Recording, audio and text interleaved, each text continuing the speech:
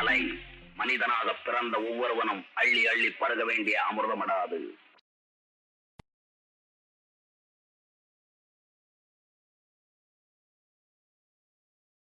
So this course runs for 1 year, 2 years.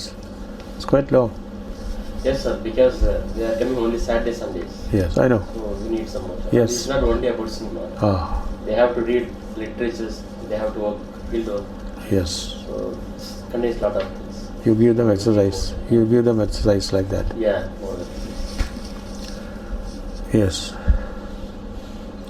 Now those who join a course in the US universities, they will take it's very expensive course, but then they will give you lectures and all that. But when you have to make a film, even in the old days, they have to buy their own film, they have to hire their own cameras and your own crew to shoot the film.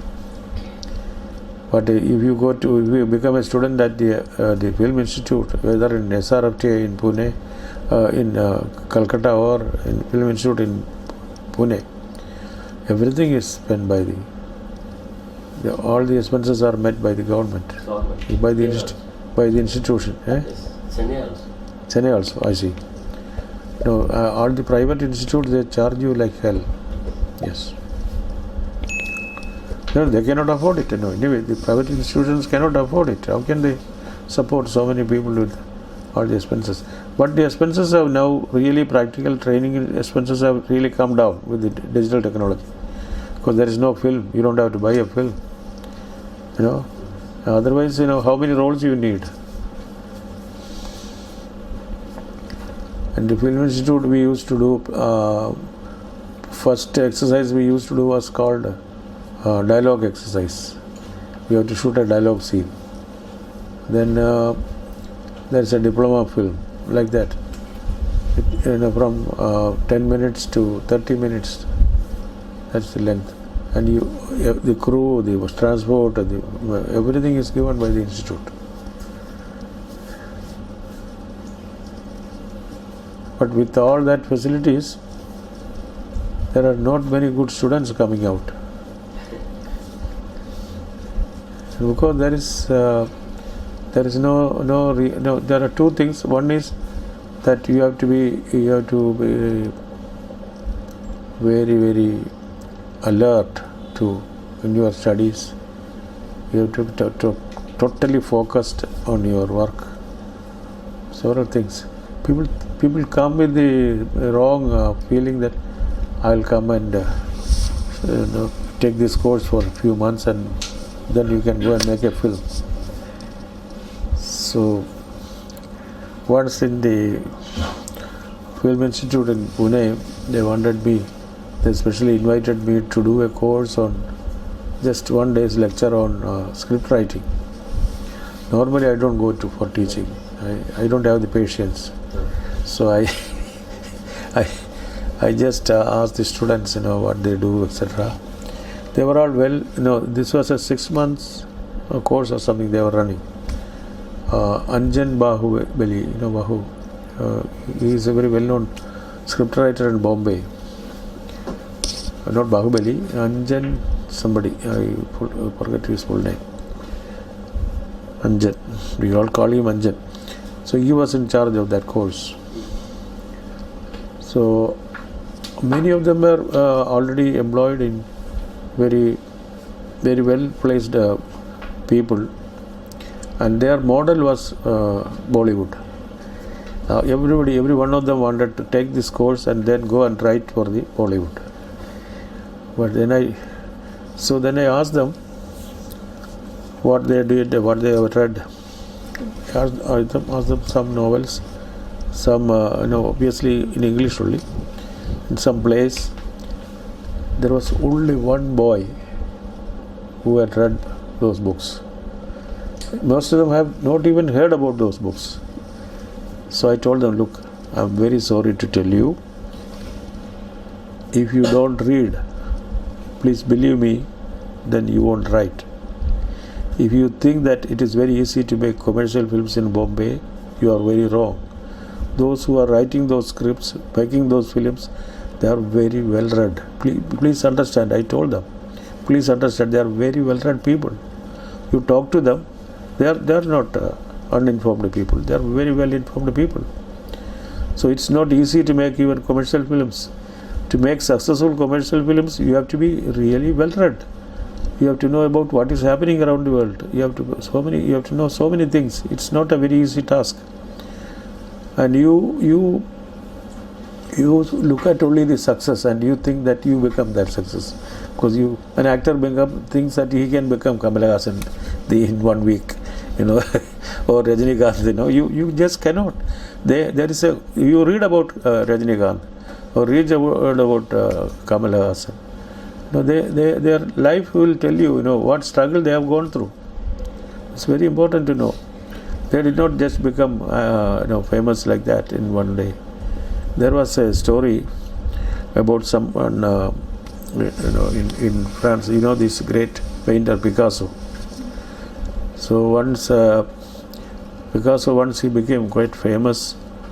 At some place, this one lady approached him and said, "Sir, please just scroll something on a paper and sign it. I want to keep it as your souvenir." He looked at her curiously and said, "Get me a paper and a pen." She brought it. Then he scrawled something and then signed and told her, "Keep it, don't lose it. It will be very valuable." Then she smiled and then she went away. Years passed.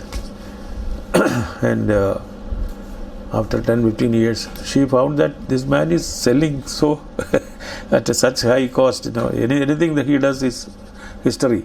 Anything that is saleable. So he approached her. She approached him and said, "Sir, would you please tell me, you just took only a few seconds to draw that and then signed it. And it is so, I realize it is so very costly, and then I can make big money out of it. Would you please tell me the secret? In just few seconds you did that. Would you tell me the secret of how to do it?"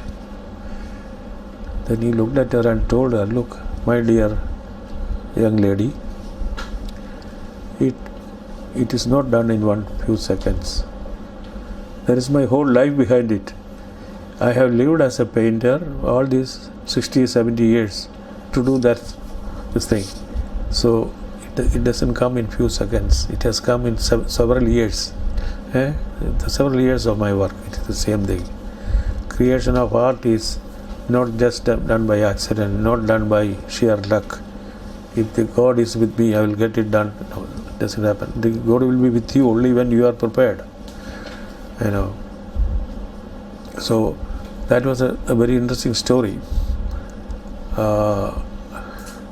So there are several stories about these filmmakers. Somebody in a Hollywood, some party, very well-known producer was, again, these ladies have these questions, strange questions, approached a big producer and asked, "Mr. So-and-so, why do you make so many bad films?" She thought she was being very smart. He said, "Oh, it is just because you all go to see it. Simple." So these are the stories which tell us a lot about what the taste of the audience is. It's about what effort has gone into these films. It was Griffith, who made those very interesting films in the beginning in the US. And that was a time when it was the time of the First World War.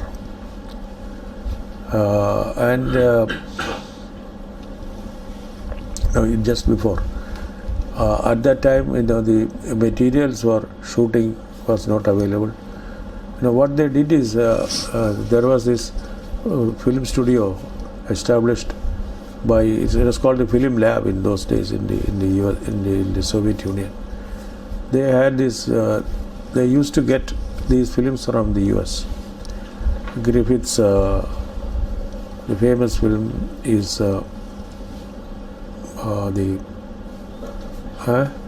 Birth of a Nation. Birth of a Nation, and films like that, they started analyzing it, and they found this man who was by sheer intuition, he used a close shot for the first time, and in the Soviet Union, Pudovkin,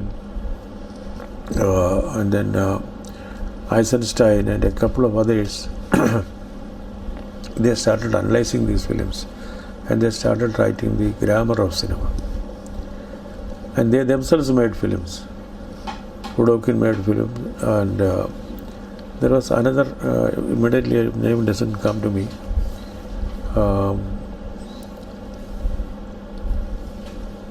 and everything that was done, whether in US or in Germany, and those silent films were completely analyzed, and they made their own films in the Soviet Union. A film like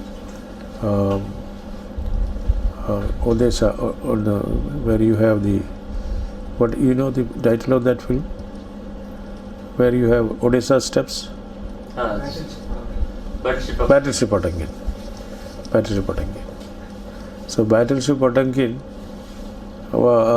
and he wrote very detailed theory about how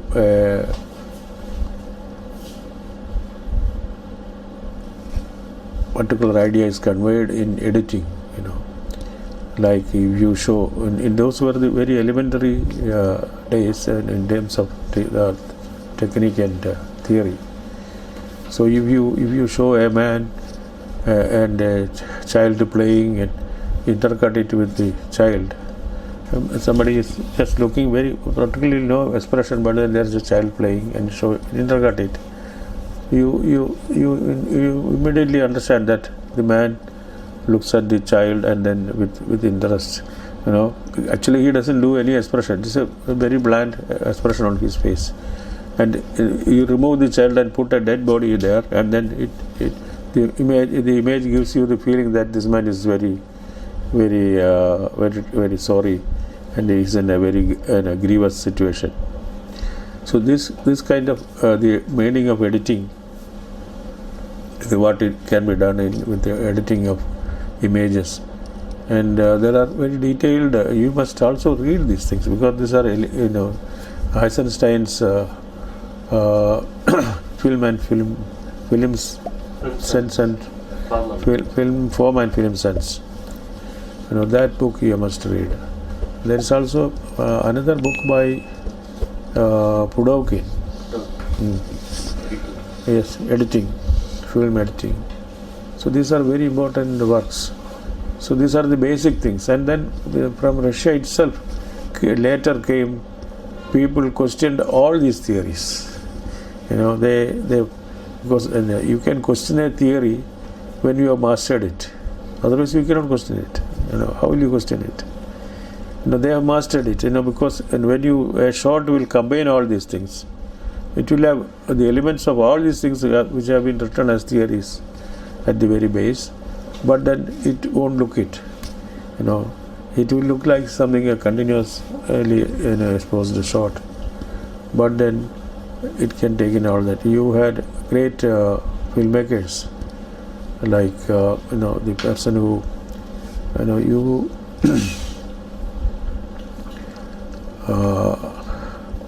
Tarkovsky, for instance. Tarkovsky was very, very critical about Eisenstein's theories, but that was long after Eisenstein had formulated those theories, had made those films, and then much later, out of the same thing, what is there in the past will always be a kind of source for the present and the future. This is what happened. Then even going beyond Tarkovsky, there is somebody by name Sakharov, who makes very, very interesting films, very unique kind of cinema. So he made a film because the new technology made it possible for him to make it 90 minutes, 100 minutes film in one shot.